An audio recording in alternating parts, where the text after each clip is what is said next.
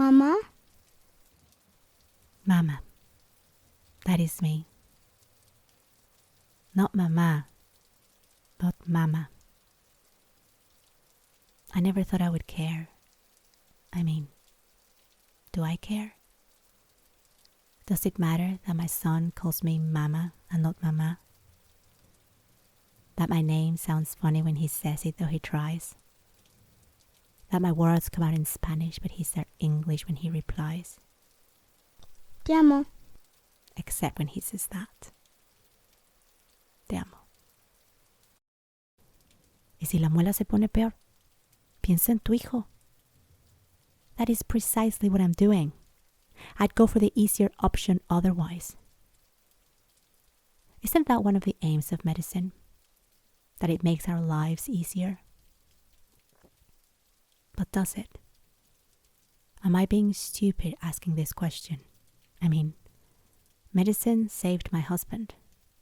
Doctors fixed his heart so he could live. And he does. And although I wouldn't say they've made my life any easier, I sure am grateful. But can we also play a part in our own healing? And does it matter? I'll tell you what's easier. To be blind. To not know. To let others know.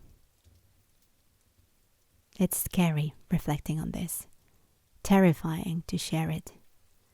The fear of being called an idiot, a nutter, delusional. Kierkegaard said, wherever there is a crowd, there is some truth. And the crowd out there is loud. So now so many doubts, so many questions. What's true seems blurry. But the truth really is what I seek. I'm hungry. Decisions. Easier to take in times of no social media. Whatever the doctors or scientists said, I did. They are the experts, not me, I thought. In fact, I still think so. But suddenly the number of experts out there seems overwhelming. Who to believe? What to believe? So here we are, anyway. From a nearly vegan diet because some experts say it's best, to eating purely organic eggs from our own garden because other experts claim it's better. Confusion. And all to heal this tooth. Naturally. Why? The voices in my head speak up. More confusion. Oh, I've so been tempted to disconnect, flush my phone down the toilet. But then how do I connect? I may be British, but I'm still an immigrant. A Mexican, really, in the middle of the English countryside. A blessing and a riddle. Everyone so polite, yet everyone distant. My phone is where my friends are. Literally. They say it takes a village to raise a child. Pero ay, mi familia, mis amigos, mi lengua, las risas, las fiestas, las comidas, el ruido, el olor, el color, el aire, el calor, los aguacates, chicos zapotes, unas gorditas. When there's no village, though, there's always Google, WhatsApp, YouTube, Twitter, Facebook, Instagram. Am I alone in this? Am I alone? It was my choice, though. I had a choice. The privilege of choosing. To leave for a new home, a new lover, a new life, a new opportunity, a new adventure. No village is perfect, as long as there is one. Bye-bye, Mama. Mama. It's not perfect. See you in a bit. One touch. That's not perfect either. But what is? What is?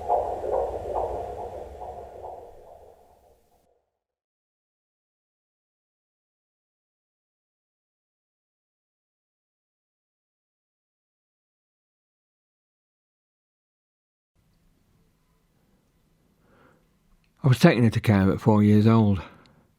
That's my earliest memory. My caseworker said at that age you don't really know what being lonely is. The place was run by nuns. Rural, rolling fields, gardens. The nuns treated us well. I didn't know any better. We'd be up early in the morning to attend chapel. Then, like every other kid up and down the land, it was off to school. Back for tea, and we've got these long tables where we had our meals. Like Harry Potter, eh? Lights out at 8. Must have been 9 o'clock come the summer. Like I said, the nuns treated us okay. There was something anchoring us. Structure, yeah? My caseworker again says my future was in their hands. I've lived this life for years. I sometimes think the place I'm in now is a big kid's home. I must be institutionalised. What's this for again? First took heroin when I was 17. And I'm 50-something now, so 30-odd years. And in that time, on the streets, in hostels, squats, even prison, I've always had people around me. Some I can rely on, some I can't, obviously, like everyone else. And the way I see it, these crutches, well, this crutch, is a constant reminder that I nearly didn't make it this far. I was living at this crack house, right? And I get this abscess in my groin, my injection site. So the abscess got infected, and it gets worse and worse, and the stink of it, sorry, I was in a bad way. So, managed to get myself down to UCH. There's a hospital near the crack house I was staying, but I knew University College hospitals from selling around there. Selling the big issue, I mean. It was Christmas, December the 23rd, and I felt safer, somehow, at UCH. Abscess gets seen to, I'm on the mend. I was kept in, you know. And one time, I had this dream that I wake up during the operation. Doctors and nurses around me in masks, blood everywhere, and I'm screaming at them to leave me alone, let me die in peace, or in pieces. I'm waiting on the next operation now, which, if everything goes to plan, will happen fairly soon. Straightforward operation as it goes. I'm going to have plastic tubes put into my leg to act as veins. The scarring will cover my leg, groin to knee, but that can't be helped. As for now, the femoral vein is tied off. Not tied as in a knot, no. Clamped with... I mean, I want the operation over so I can get back to normal. Whatever that is now. But the doctors want to be sure that I'm not using during this period. Fair play, I get it, of course I do. But I've been with heroin since I was 17, right? And it's up here. And I know where to go and get it, whatever the situation is. I'm not injected, no, I'm booting it, smoking it. But it can't be in my system, because the doctors won't operate. Simple as. I know how to get it out of my system quicker. I'm devious. But it's a cat and mouse game. A vicious circle, if you will. I mean, I want to use because I'm bored or whatever the trigger, yeah? And I can't go out and sell. Not like I used to. The crutches. Not that many people about, yeah? Selling the issue is important to me. A focus. I'm representing the company. It's a job, basically. In a way, I'm representing the homeless.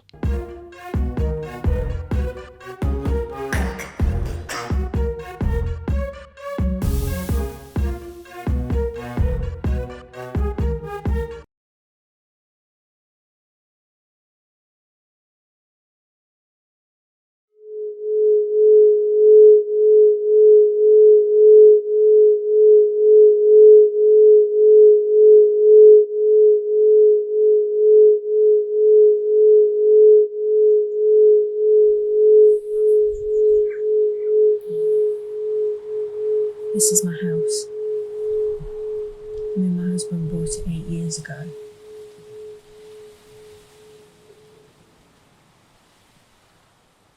I haven't lived here for nearly 7 months.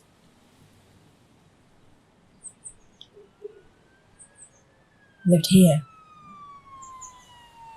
An A&E visit that turned into a 6-week Hospital stay. Turned into a 6-month hospital stay.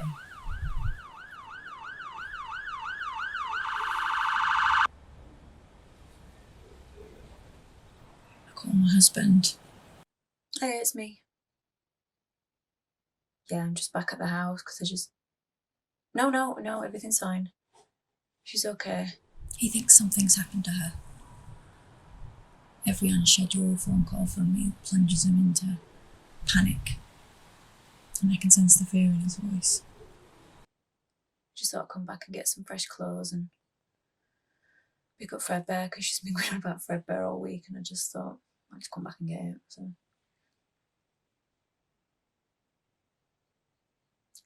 Well, no, she had a 2-hour session booked in with a play therapist, so I just thought, well, she's not on her own, is she? She's been in there for like over 7 months. She sees her every week. She knows who she is. But I'm scared too. I'm hurt. I'm hurt that it's always about her. I'm ashamed that I feel that way. That I'm selfish and that I don't exist. But I can't tell him that. So I defend my decision to visit what was once my home. Yeah, well, you don't always bring all the right stuff, do you? I've been wearing the same goddamn hoodie for 3 weeks. To touch the things that were once my belongings. To live the life that I once lived.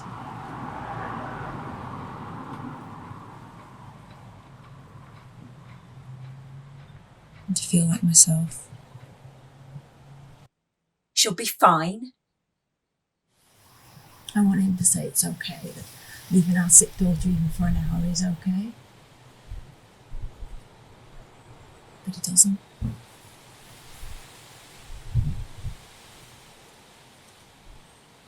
I hate myself for leaving her there.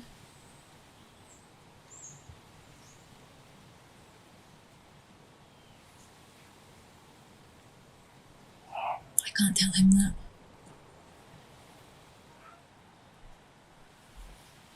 So I deflect the conversation. So what's going on in the living room anyway? All the wallpaper's been stripped off. There's gaping holes everywhere. What are you doing? Oh, right. So it's going to be like that for another year, is it? Yeah.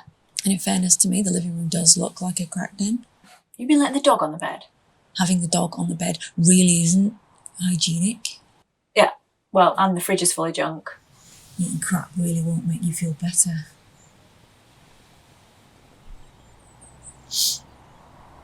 But none of that really matters. Right. Okay. Sure. Yeah. All right. Fine. Speak to you later. Bye.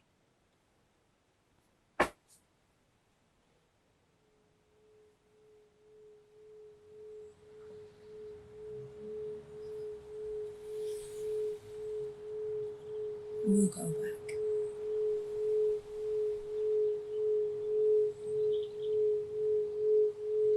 Just 10 more minutes.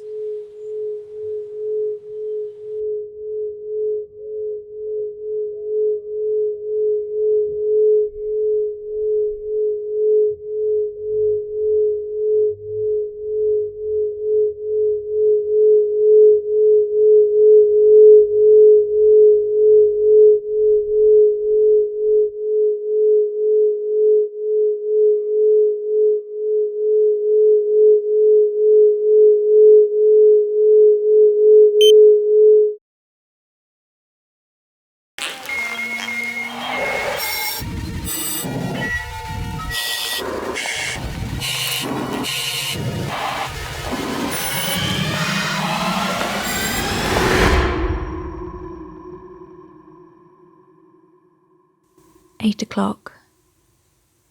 In the lab. Standing at my workbench. What does it even mean? Testing. To try by doing. To compare results. There's always a result. Right? I don't know how I got started on this. You're telling me what's happened? Sleep patterns get disrupted on late night shifts. Things you've seen. pictures in my You head. fell? Did you hit your head? It's my eyes. From squinting through the microscope. But when I look up, that wall where the shower should be, it's not there. Joe, what's happening? I'm okay. So long they can't get in. Who? I'm under attack.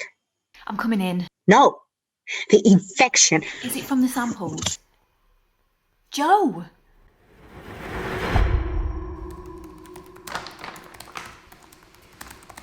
Any news? Nothing yet. We have any idea what we're dealing with? We can't assume anything. Listen, when a sample comes up, just test for everything and we'll see how it goes.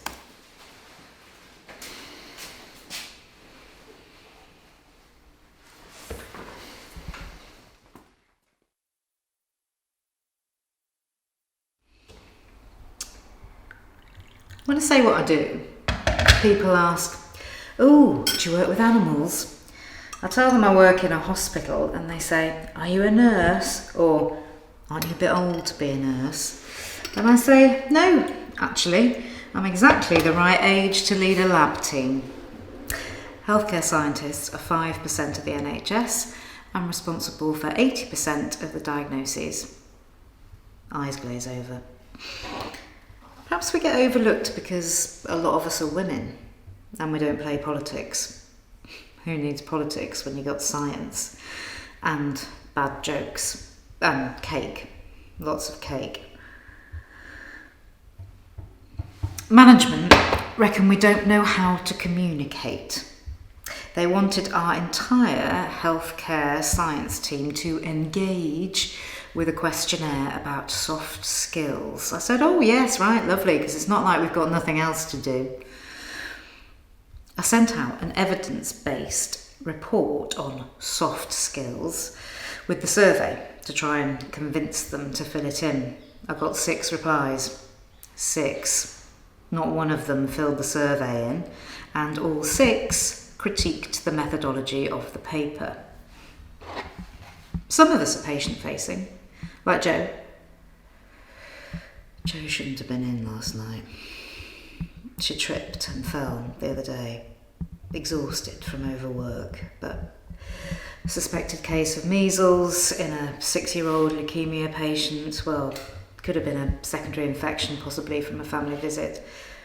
When children are immunosuppressed, measles could be lethal for the whole ward. Conditions change inside the body from minute to minute. We eliminated measles in our original sample, ran the bloods for the other children, no sign of infection. When you're training, they say, if you hear hooves, don't immediately think of zebras. Horses or zebras, they're getting closer.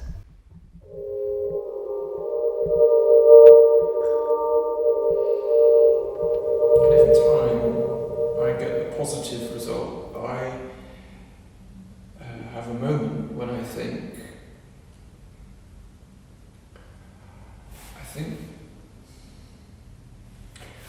I am the only person on earth who knows this woman's infection is resistant to antibiotics. I'm the first person in the world who knows this man's condition will be fatal.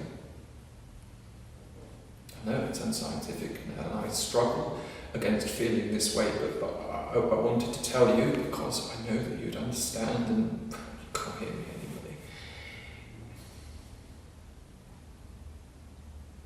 I feel a physical horror when I see a genetic family tree, the sequence of black dots showing the genetic history and knowing that we will soon be sampling their next baby. That I know that child's future before anyone else, and you, Joe, will have to go and tell. Once you've applied the grams of iodine, time this using a clock or a stopwatch. Rinse with water and shake off any excess fluid.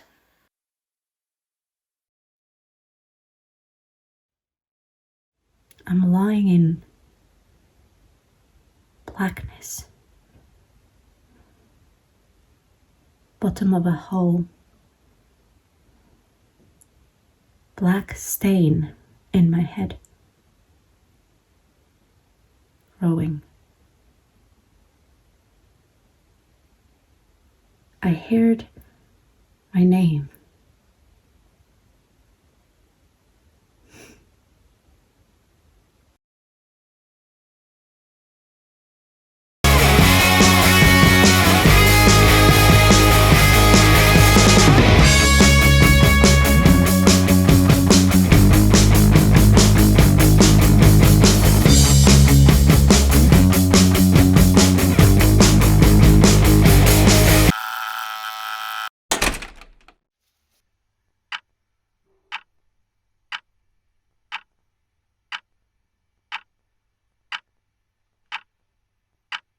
Don't you look at me like that.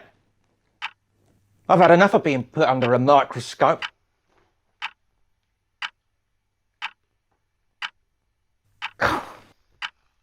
Can't you hurry up? I'm starving. I see from your records that I'm the 11th psychotherapist you've consulted. Why so many, Klebsiella? First analyst fell for me so hard it made him ill. We had it off in his bathroom downstairs, all dead posh his place were. Not like this damp.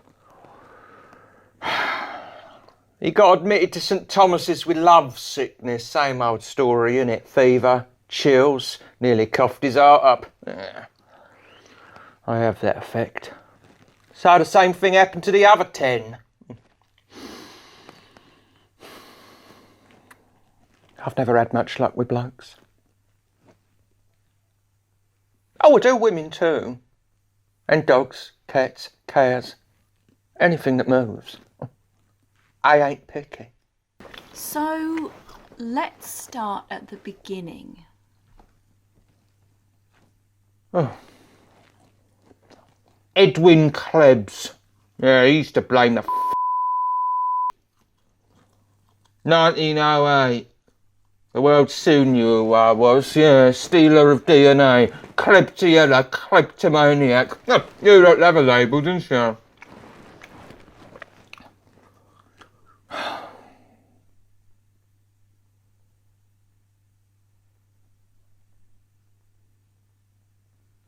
suppose I've always loved being other people more than being myself. I mean, I could be MRSA one day. Back to Klebs the next. Huh?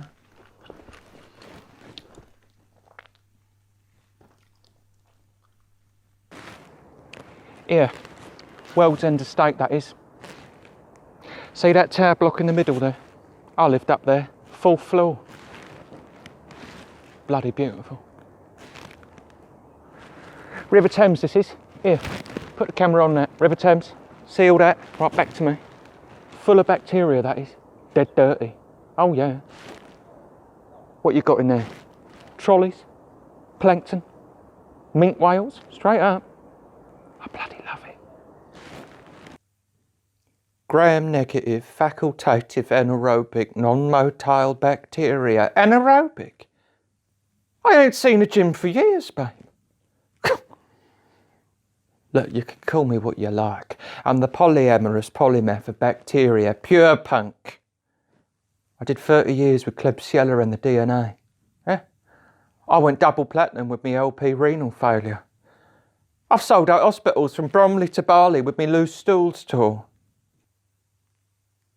And then it all went west.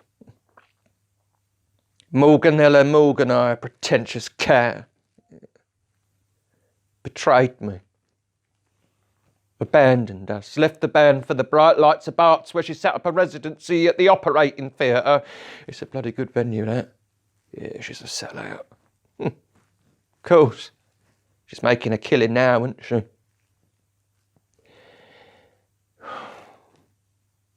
I overheard an healthcare scientist, still even are they? Yeah. I overheard an healthcare scientist call me common. Me? Common? I just don't know who I am anymore. Nobody owns Klebsiella pneumoniae. I'm an independent woman. Bacteria, woman, whatever. You can shove your analysis up your arse. It's all a load of pseudoscience anyway. Here, get that microscope on me. Klebsiella and the DNA are hiring, baby. I would like to meet other bacteria interested in rampant reproduction. No intellectual intercourse, ain't nobody got time for that. Oh, yeah. And before I go, a word of warning. No, you shut your mouth, you! Listen up, healthcare scientists. You might call me common, but you can't ever vaccinate me. I'm elusive, adaptive. Who knows where I might be lurking next? Who I might be? Watch your back! You can cut that.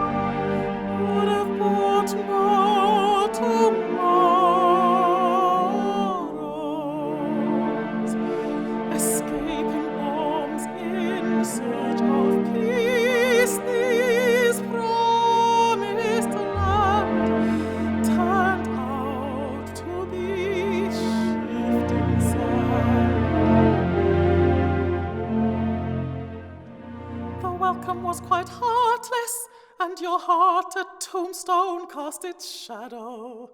Do you hear, Rodolfo?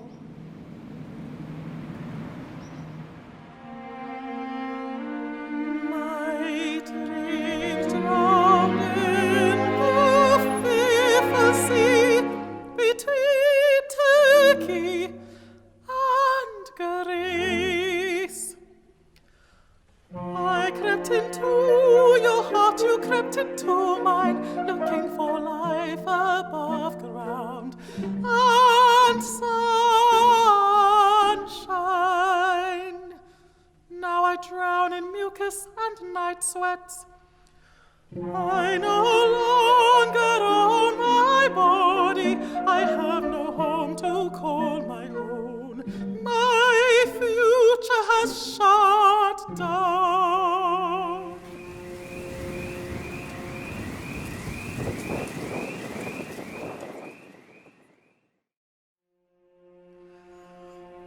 My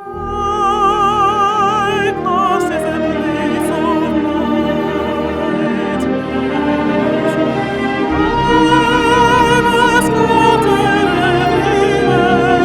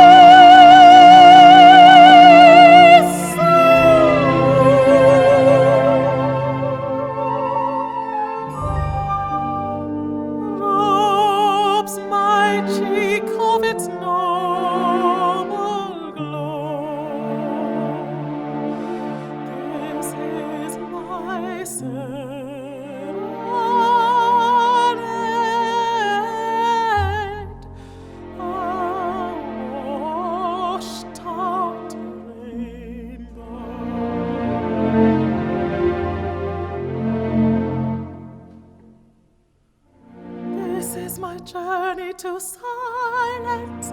Oh, my icy cold hands, one last time, please, Rodolfo.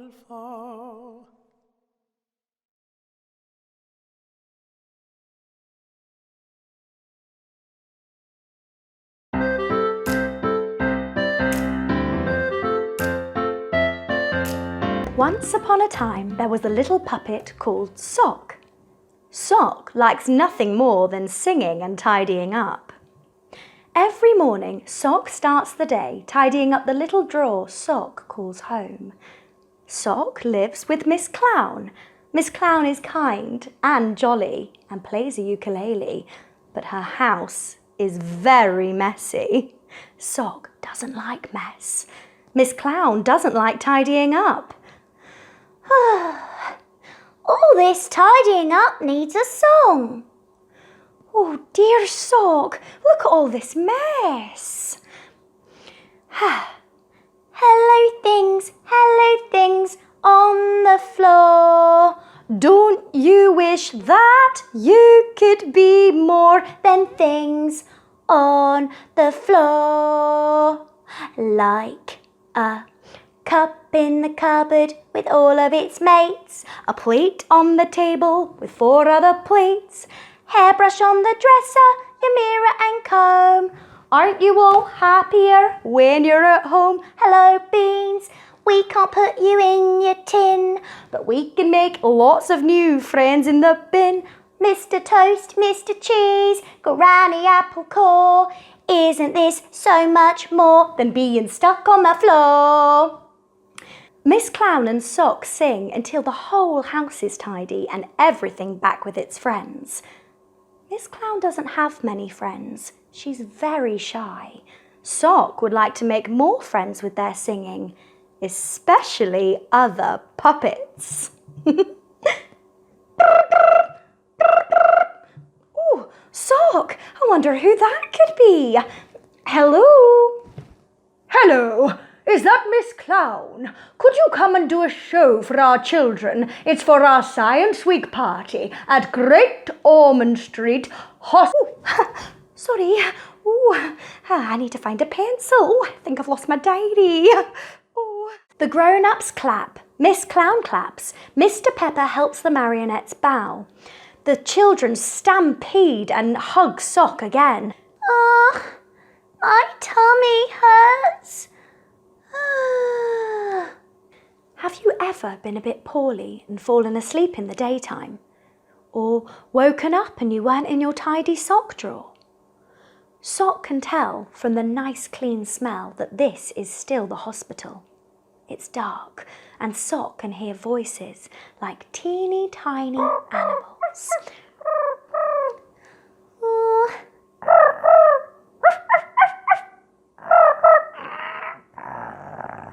Miss Clown, is that you? I don't feel very well. Oh. Outside, Bonnie washes her hands. In a laboratory, it's very important not to touch anything after you've washed your hands, so lights come on as soon as Bonnie walks into the room. Oof, oof, oof. They've latched onto you. These are the bugs from the children in the hospital. When the children ran up to hug you, Sock, all their bugs came too. Ooh, ooh, ooh. Go away, you horrible germs. I want to go home. Sock begins to cough. Bonnie explains that Miss Clown is waiting to take Sock home, but to make Sock better, Bonnie must find out more about the bugs first. How do we do that, Bonnie?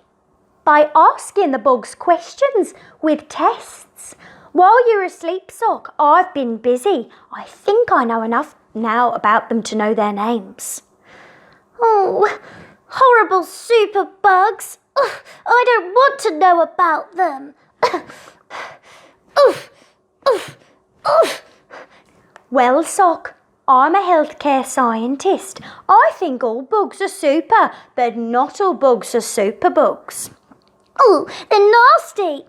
Picking on me just 'cause I'm a sock. Oh, a smelly sock. There, Sock. They're not picking on you, not really. They're just taking their chance to jump on you and do their own show. This fluffy one is E. coli. E. coli can be very helpful, but sometimes it tries a bit too hard. I try to help everybody, Bonnie. I know you do, Sock, but when children are poorly, we don't want them being bothered by E. coli. Or this one. Let's call it Staffy.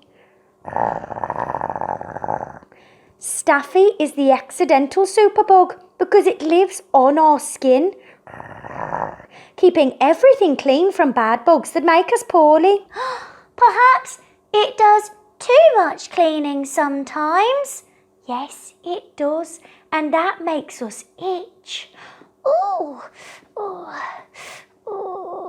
Hello children, hello everybody. It's great to be back performing with you again. When Sock was poorly, Bonnie taught us all about the science of bugs. Sock and I now want to help Bonnie by tidying up the bugs and putting them all back with their friends by singing our favourite tidying up song. We can all join in. Everybody at home, in hospital or wherever you are, now is the time to grab your socks and get ready, okay? If you haven't made a puppet, then get a clean sock and put it over your hands so you can sing and dance just like us. Okay, ready everybody? Let's do the sock dance one last time. Everyone ready? Let's sock and roll. I don't have arms, I don't have feet, so we do the sock dance, it's really neat. Nod to your one side, nod to the next.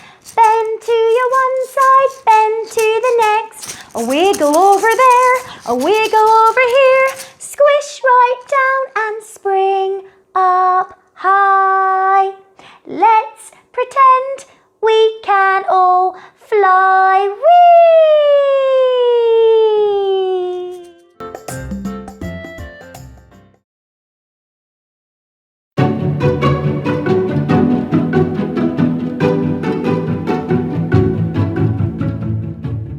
Hi there, my name's Abi and I like to make things, and I like to make things from bits and pieces I have lying around the house. And I've got a big tray here full of things that I've found, like odd socks. Odd socks are brilliant for making friends for sock. This one has got hearts on it. And he looks friendly. But the trouble with sock with hearts is he hasn't got any eyes. So let's see what I've got in the tray. I've got some buttons that could be eyes. I've got some bottle caps that could be eyes for sock. You might have some bottle caps lying around. I've even got some pom-poms. They might be nice. There, what do you think? Or how about some little balls that I put some fabric on? There. Now then. He looks more friendly, doesn't he? Let's see if I can colour in with some felt pens.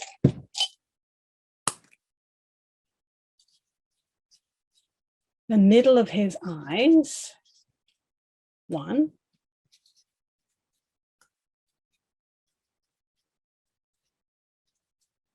2. And now, it helps sometimes if you've got a friend who's got an extra arm for doing this.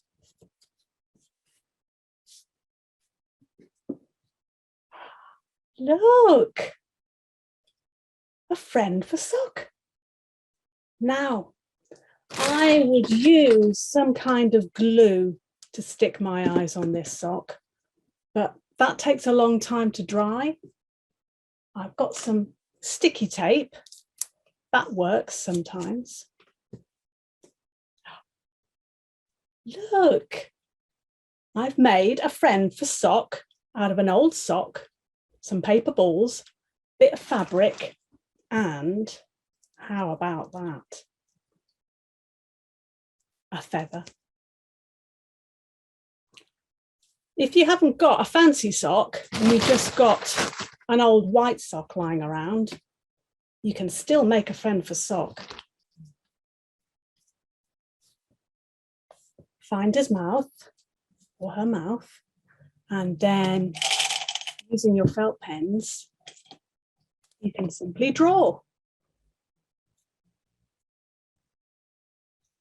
One eye.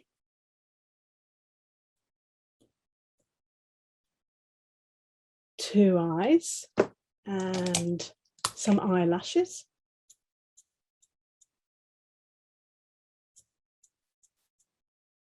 There.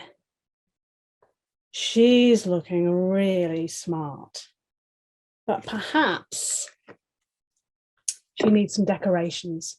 So go to town, take your sock off your arm and just colour in. I'm doing little splodges, different colours you can do, stars and flowers, or just stripes. So we've got colourful, starry, flowery, stripy friend for sock and a fancy sock. What would you like to make?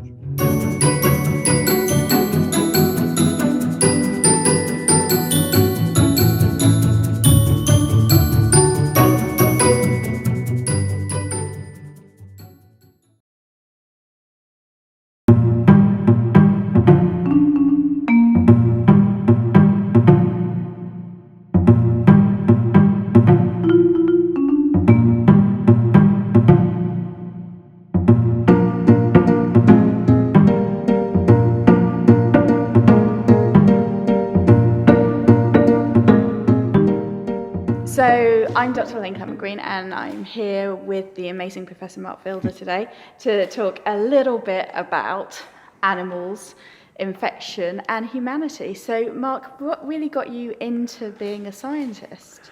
I think it was, I was back to a small boy and I was a child and I just remember thinking that I was reading a biology book for my school studies and I remember being fascinated about how big and amazing all these humans and apes and all the rest of it were. Yet the one thing that seemed to bring us all down to size was these tiny little microbes that we can't see, we can't smell, we can't taste most of the time. And yet these tiny organisms that are invisible essentially could change the world, have changed the world, have altered how we act, how we believe, how we think, how we feel, all because of their presence. And no matter how big we are, the smallest thing can cause a problem. And I think it was Louis Pasteur that said, be aware of the smallest, they have the biggest impact. And I think he was right. So I'm going to talk to you about the thing that you said to me that I found most interesting recently about how long our history is, even though we didn't understand what was causing infection and kind of what this, I don't know, they used to call them the vapors, right? Yeah, used to be about the fact that even when we didn't understand what it was, we still used it against each other. So that story you told about kind of the earliest germ warfare in terms of chucking dead and decaying bodies into castles. In medieval times, using trebuchets to fly in dead cows, and these were left to putrefy for a few days so that the devil's work was happening inside the animal. And of course, what we now understand is they were starting to rot. They catapulted them into the siege castles, and the act of the animal hitting the floor was pretty grisly, but it spread infection and spread it. Now, they didn't know they were doing that. They just realised, I think, that what they were doing was actually killing people because of the vapours that were being released. But it was actually obviously the organisms. So there's that. And there's also the fact that we've used microbiology, again without knowing, to produce food and drink for a long time. You know, people have had wistful powers bestowed upon them from drinking liquor from rotting fruit. You know, but we now call that brewing. But back in the medieval times and before, they didn't know what they were doing. What they did understand was if you drank water, you got sick. But if you drank this brewed concoction called beer, you didn't. And beer and wine was drunk far more than anything else because it didn't have an infection in it, because it had alcohol in it. So all through history, microbiology has really had an effect on who and what we are and how we've evolved and how we've changed.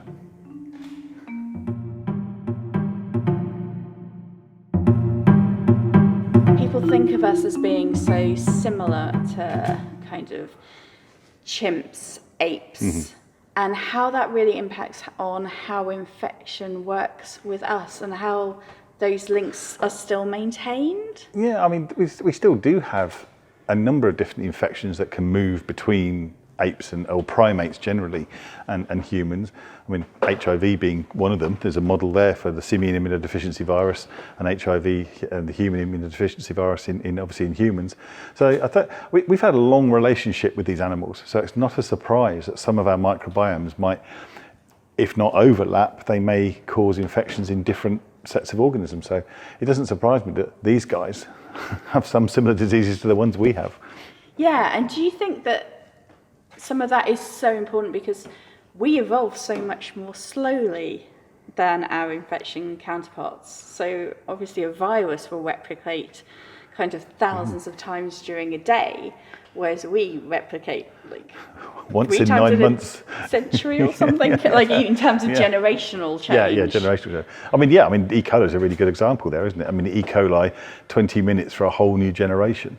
I often say this to my undergraduates, that's a whole generation. That's not one baby like it takes us 9 months to do, well, 9 months plus all the grovelling to get to that point. Yeah, and it's no wonder that the microbes and the viruses and the bacteria can cause or have such changes in their genomes that they develop resistance or adaptations or changes far, far quicker than we do.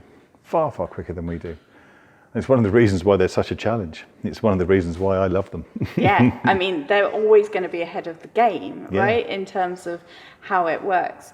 And I think something else that's really interesting is that how this works in those communities that still live really closely with their animal counterparts versus kind of other communities that have moved into cities and it's all at a distance, and how that impacts that relationship between them. Well, that's undoubtedly how some of these diseases emerged. I mean, we've just seen an example potentially of that with close proximity with wildlife, possibly in China, which has led on to the pandemic we've seen now. But we know it historically. I mean, in World War I, when we had the H1N1 influenza outbreak, that was well known to be an association between the little farmlets that were along the front line and injured soldiers who were in those farm-based hospitals close to animals, and the whole circulation of the virus between the animals and the humans led to that outbreak. And that's not a surprise, and no doubt it's happened with people farming animals and being close to animals in the past. And it's something we even think about today. We think about tuberculosis, and you know, it's not gone away. It's something we've learned to manage and learn to understand, but it is important in how these organisms evolve. I was interviewed on the radio and someone said, how's COVID changed your hand washing processes, you know, now that we're all doing this? And I said, well, it hasn't changed mine at all. You know, I'm washing my hands this much anyway, because I'm a microbiologist, but a lot of friends have said to me, oh, you know, I've got cracked hands because I've been washing my hands a lot more than I normally do. And it's something we need to make sure we do. It's simple, it's easy, it's just soap and water, but by goodness me, it works. Yeah, but there is a reason that people who work in healthcare tend to have very degraded hands. So understanding how you also take care of your hands whilst doing that, and using appropriate soaps so that you're not getting them really dried out. Yeah. It is an area to think about where we can do what we call breaking the infection cycle, and it's a logical way to just get it into your behaviours that, you know, things we tell our children, wash your hands before dinner. I mean, I was with some friends before the lockdown and they were absolutely insistent that their kids wash their hands. And I had a joke with the parents because the parents sat down. I said, "Aren't you going to wash your hands?" He went, "Oh, it's for the kids." I said, "No, it's not. No, it's for all of us." Yeah. And he said, "Have you washed your hands?" I said, "Yeah, I have."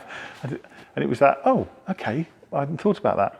The education thing we were talking about earlier. I think it's up to us as a community of scientists to get that message to people that it is important. And I've had a lot of conversations with my non-scientific friends over the pandemics, and they said, "Oh, we can do this, we can do that." And I'm explaining, "No, we can't do this, we can't do that." And the answer is, or the question rather, is always, "But why?" And that's not because anyone's silly or daft or anything else. It's because they don't know. Yeah. I do not know how to plumb a building. I don't. I get an expert in to do it, and we've had that conversation. One of my friends is a plumber and said to me, "You should really not try plumbing because you're rubbish at it." And I said, "Well, yeah, you're absolutely right. I will not do it anymore. But you need to not be an infectious disease person. You need to ask me." Yeah, because, and I think that's one of the problems that we've had over the last 12 months is everyone's become an expert. Yeah. And I'm super happy that so many people have engaged. Yeah. And I think that's really, really important. But we also need to understand the difference between kind of where we are in terms of being on the top of Mount Stupid and the Dunning-Kruger effect, where you know a little bit and you think you know everything. Yeah. And the real answer is that this is really complicated. And one of the problems with all kinds of comm strategies is you have to pick one message to sell to people. People are always saying if you can only get one thing across. And the problem is, by the very nature, you're then putting things into a good box and a bad box. Whereas there's so much that needs to be in the middle. So if people could only do one thing, what should they do is usually the question you get asked. And I would love us to get to the point where we have conversations with people about the fact that actually, which 3 things could you do in your life to make a difference? Yeah.